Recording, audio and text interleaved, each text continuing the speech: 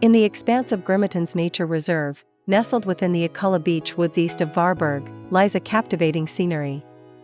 A solitary forester's residence and its accompanying service edifice grace this dramatic landscape. The forester's abode, adorned with a dark and understated façade, exudes a subdued functionality, with only the entrance disrupting its otherwise austere exterior.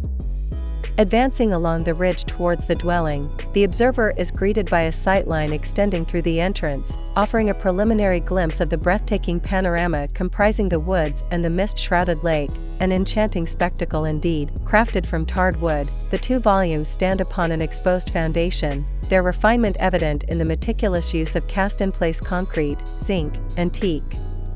These distinct volumes boast carefully designed details that articulate the architectural gestalt of these two structures. The variable wood façade gracefully folds beneath the volume, its corners expertly mitered to harmonize with the projecting and indented elements both externally and internally. Teak takes center stage in the window detailing, while concrete, robust and enduring, forms the fireplace and other surfaces subjected to substantial wear. The client's ethos underscores a profound reverence for the enigmatic forest, with an additional allure towards the utilization of wood as a building material.